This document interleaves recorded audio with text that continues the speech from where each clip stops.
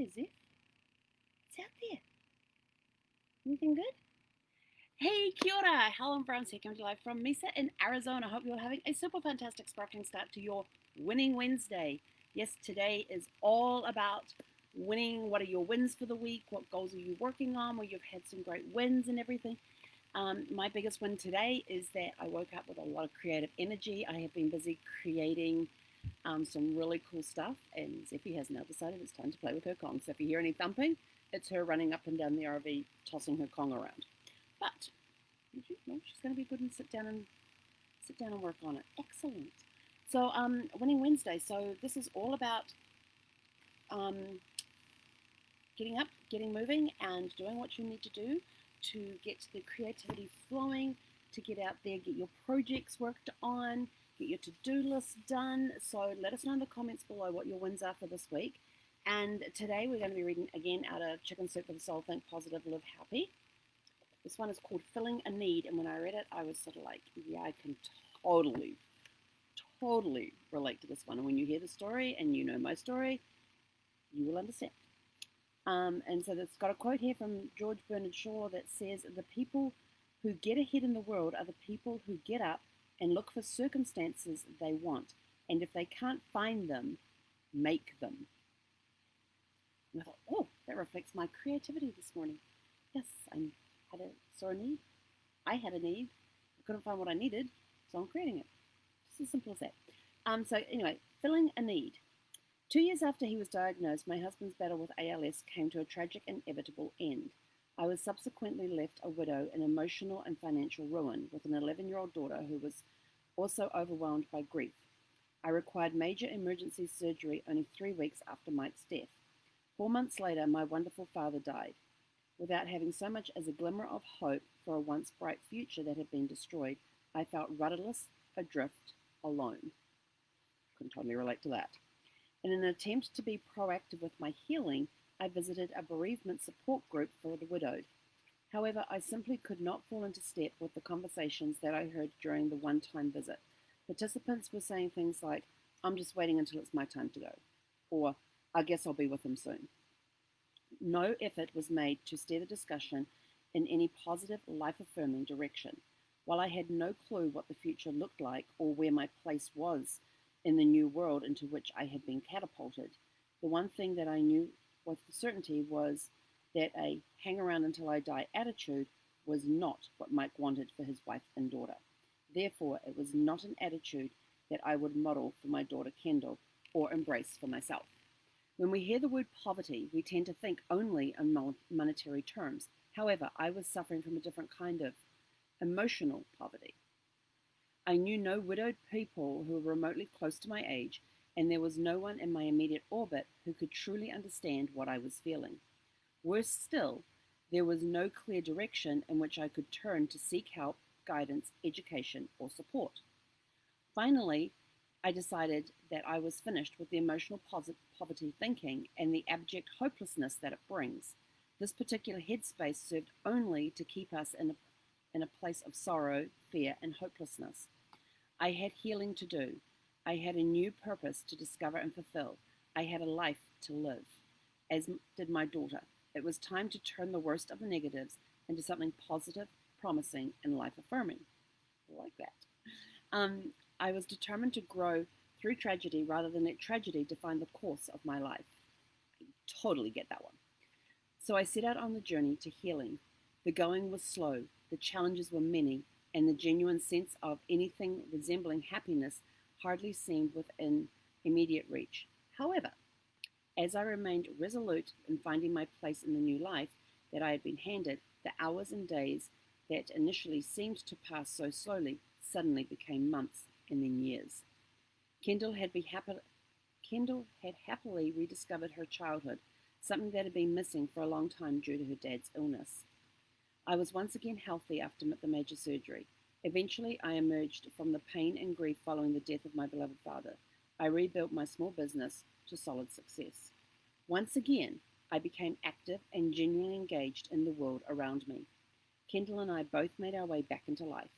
Like experiencing sunshine on your face after a winter storm, it felt fantastic to have found our places in life once again. One day I was thinking about the strides we had made in finding our way and how I had initially been unable to find the help and support that I needed.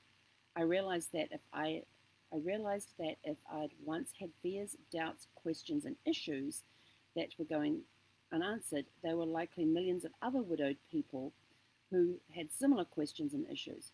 Widowhood does not come with directions. Totally know that one. And I thought perhaps I could help based on my own experiences. I have been doing that. I have long believed if you can't find it, create it. That's what I've been doing this morning.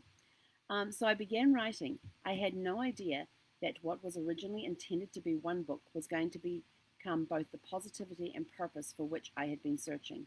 Our family's tragedy could actually help others discover their voices, find the fight within, and move forward from an emotional poverty headspace to a place of peace. The one thing that was missing from the widowed community was an actual cohesive community, one that could raise as a singular voice and declare, we're here and we matter too. Happily, I have been able to play a small part in the creation of such a community with 4 books, a website providing education, resources, and direction, and an online support community. No matter the circumstances or the seemingly insurmountable obstacles, there is always a way through. It's on my water bottle. If I cannot immediately find the way through, I'll surely do my best to create one. Meanwhile, I can look back, take a deep breath, smile at my daughter, and think to myself, we did it. And that's from Carol Brody Fleet. So thank you, Carol. So this really hit home to me. Becoming a widow at the age of 50 was not something I had envisioned in my life. But to hear her story and the struggles that she went through, I thought I can so totally relate with the struggles that I have been through since Brad's passed. Forging my path, finding my way, not knowing anybody around the same age as me who had been widowed. I went to a meetup group with some other widows. It was a widows meetup group I went to, and we went and they had a free day in San Diego, and some on Tuesdays. I think it's Tuesdays in San Diego. Some of the museums and galleries and stuff will be free for residents of San Diego, and you just show your driver's license and you go in. And so I met some women with that. I was the youngest one there. I was not the newest widow there. I was the second newest one. There was one whose husband had passed in January, and mine had passed. When did I do that? Was that last year? Yeah, that was last year. So hers had just passed in. No, it wasn't. It was 2018 because I was coming up on it. I hadn't even been a year at that point. So her partner had passed away 4 months after my husband had. So we were both fairly new to all of this stuff. I mean, it was great to get out with some people who had similar circumstances and stuff, but I still kind of felt out of place. It was a great experience, but something was missing, and I couldn't figure out what it was. But reading this, it was sort of like, these women, the two of the women, one of the women was a widow, one was the best friend and was there for support, and then there was this one who had lost her spouse had passed in January, mine had passed in the previous September. So it was a very interesting dynamics. I mean, great people and all of that, but I never really felt part of that group. I've followed along with their meetups and stuff, but I've never gone back to any of them. And I don't know why. I guess because they were all a lot older than me, but then age is never really, I've never really had an issue with age because I enjoy talking with those of another generation, older generation than mine. Because it's what my parents taught me to do. And I used to love sitting with my grandparents and listening to their stories of times when they were growing up, times through the war, all of that sort of stuff. Hearing stories about my parents growing up. But I've basically carved my own path. Yes, I did have a counsellor I was working with. When Brad went into hospital, I got given a new counsellor at the cancer centre where he got his treatments, which happened to be in the same hospital complex he was in. And so she saw me through all 87 days of his hospital stay. I called her when Brad passed away because I was meant to meet her. I think it was like Monday morning. Is it Mondays? Yeah, Monday mornings. I was meant to go and meet with her, and I said, I can't. Brad passed away yesterday. And it was a couple of weeks. So then she saw me through the first 7 months of the grieving process. And for her, it was all learning because she was doing an internship. And we had a really good rapport. She's this young 20-something-year-old who had just gotten engaged, just starting out in life, finishing up her degree with the internship and stuff was like the final part. And here's me I had my 50th birthday while I was my 51st birthday, so I was 50, dealing with a husband who was in hospital for the length of time that he was in hospital. So she met me before Brad went into hospital, all the time through his hospital stay, and so basically we were together for a year. So it was a long time that we were together, and but she helped me a lot, and I learned a lot from her, and she learned a lot from me. Um, and a lot of what she learned from me, it was, and she'd give me exercises like, go write Brad a letter, or go write him a card, or something like that, or when was the last time you sent yourself a letter or a card? And I thought, yeah, that would be interesting. And so I actually wrote myself some cards and sent them to myself. And then I took them in to show her, and she held on to them for the rest of the sessions that we had together. And then when we ended, she says, "Here, I wanted to give these back to you," because she kept them there as a reminder of where I was at the time when I wrote these cards. So each card I wrote myself, I took in, so she could actually see the progress. And of course, she had to put it into her reports and stuff. Um, but there was nothing out there like that I could find where I felt comfortable. And that was the only way I felt comfortable for getting through. The rest of it has just been, I've just made it up as I've gone along. Um, Brad made me promise him that I would not get stuck, that I would keep moving forward. No matter how tough times got, I would keep moving forward. And that's what I did.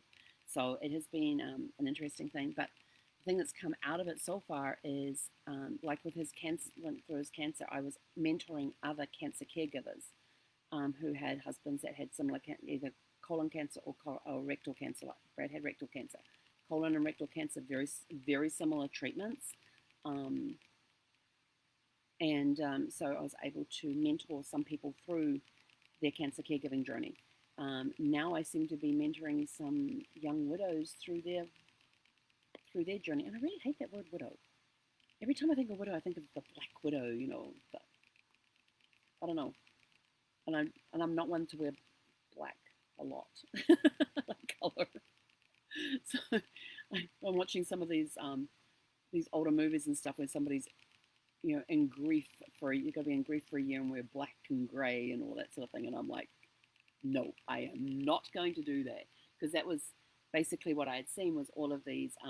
Sorry, my hair needs another cut. Seeing all these movies where people were expected to grieve for at least 12 months and be in black or grey clothing for that time. And I'm like, screw that. I am all about the color. I am doing the color. And I'm going to wear bright colors all the time. There were some days where what colors I was wearing was matching my mood. Some days I wore grey and I felt a little, but if I felt too bad, I would go put on a bright color. Some of my favorite colors, like purples and pinks and blues and greens, and my happy colors. I'd put them on to help boost me. So I've had lots of wins along the way. There's a lot of struggles going on. But as I've always said, no matter what happens, today is always super fantastic and sparkling.